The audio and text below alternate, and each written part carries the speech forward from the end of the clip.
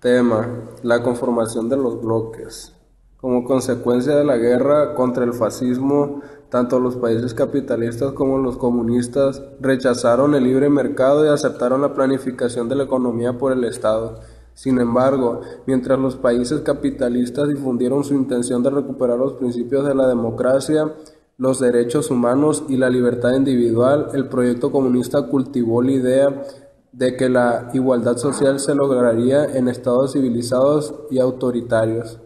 Pese al desgaste y las ruinas dejadas de la Segunda Guerra Mundial, la idea de Winston Churchill de construir una Europa unida después de la guerra fue secundada con ánimo por numerosos países del bloque occidental europeo y por Estados Unidos de América. El Congreso de La Haya y el gobierno francés promovieron la integración política para defender la civilización europea, el progreso social y los derechos del hombre para evitar el resurgimiento de los nacionalismos. También se promovió la integración económica y militar para la asistencia mutua. Con el Plan de Marshall, Estados Unidos de América proporcionó materias primas, productos y capitales en forma de créditos y donaciones. Se invirtieron grandes sumas de dinero en la industria, se adquirieron nuevas tecnologías y se reedificaron carreteras, puertos, puentes, etc.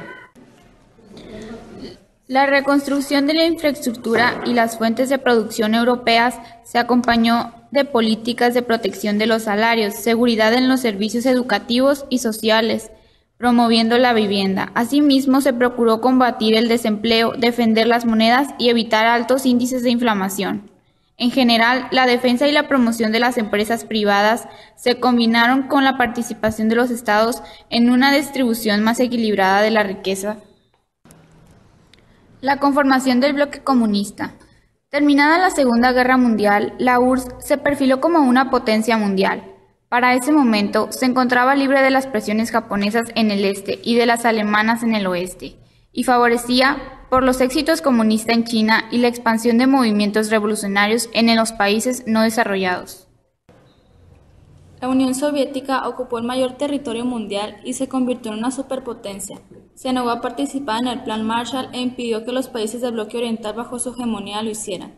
Para contraponerse a las alianzas occidentales, en 1949, la URSS estableció un acuerdo económico para la asistencia de los países comunistas que se habían visto afectados durante la guerra, y en 1955 un acuerdo militar denominado Pacto de Varsovia. La recuperación económica del bloque comunista se fincó en una rigurosa planificación según los principios de los planes quincenales stalinistas. Esta dio prioridad al impulso de la industria pesada, la explotación del petróleo, el carbón y el acero de Polonia, la producción del cemento, la mecanización de la agricultura, la aplicación de áreas de cultivo y la construcción de redes eléctricas, como lo son los ferrocarriles y grandes obras hidráulicas en los ríos Volga y Dnieper. Las mujeres se incorporaron al trabajo productivo y el nivel científico y educativo se elevó. Se alfabetizó a casi toda la población y extendieron los servicios sociales y la atención médica. También se registraron avances en la explotación de la zona polar de Siberia. La Unión Europea y el euro. El éxito económico obtenido por los planes de integración europea, como la eliminación de todos los derechos y restricciones comerciales sobre el carbón, el hierro y el acero, alentó la creación de la Comunidad Económica Europea, CEE. En 1957, la CEE fue formada por 6 países con sede de Bruselas: Francia, República Federal de Alemania, Italia, Holanda, Bélgica y Luxemburgo. En los años 70 se unieron otros 6 países: Gran Bretaña, Irlanda, España, Portugal, Dinamarca y Grecia. En 1973 se sumaron Gran Bretaña, Dinamarca e Irlanda. En 1981 se admitió a Grecia y en 1986 a España y Portugal. En 1987 se acordó realizar los cambios necesarios en cada región para conseguir que Europa fuera un mercado único.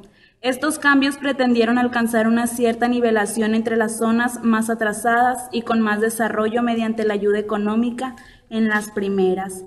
En 1993, el nombre de la CE cambió por el de la Unión Europea. Desde 1995, con el ingreso de Finlandia, Australia, Suecia, cuentan con 15 participantes y tienen acuerdos comerciales con varios países excomunistas. El objetivo básico de la UE han sido suprimir las tarifas arancelarias y posibilitar el libre tránsito de bienes, capitales, servicios y personas entre los Estados miembros, controlado las finanzas, expandir la agricultura, la ganadería y la industria, mejorar las condiciones de vida de trabajo, fomentar el desarrollo cultural y educativo, ayudar a las zonas atrasadas y salvaguardar la paz, la libertad y la democracia. El único país de Europa Oriental que quedó al margen de la influencia soviética fue Yugoslavia. Desde 1937, el mariscal Josip Broz Tito había estado al frente del Partido Comunista y había sido el líder de resistencia yugoslava que logró liberarse de la ocupación nazi en 1945. Ese mismo año, Tito fue electo dirigente de la nueva república y desde 1953 hasta su muerte en 1980, presidente de Yugoslavia. En los años 70, la ideología soviética denominó socialismo real a la parte del mundo que era satélite de la URSS. Esto quería decir que era la única clase de socialismo que sí funcionaba. Falsamente se presentaba como una especie de paraíso o sociedad perfecta, como un subuniverso autónomo con exitosas economías planificadas. Sin embargo, lo que en realidad prevalecía era la injusticia, la represión, la desigualdad y un constante deterioro económico. Según la ideología soviética, una diferencia entre la democracia popular comunista y la democracia capitalista era que en las primeras todas las posiciones políticas y las organizaciones sociales estaban unificadas en un solo frente popular. En los años 80, los soviéticos habían desplegado misiles nucleares capaces de estallar en blancos muy alejados. Los acuerdos internacionales y los movimientos pacifistas se originaron en los años 70, aminorando temores. El mundo vivió una época de prosperidad mundial y de paz relativa, clasificado como la Edad de Oro. La vida cotidiana se benefició con los productos de la industria bélica. Se inventó el transistor y la electrónica y tecnología coincidieron las primeras computadoras digitales. Países subdesarrollados tuvieron el acceso al automóvil y televisión.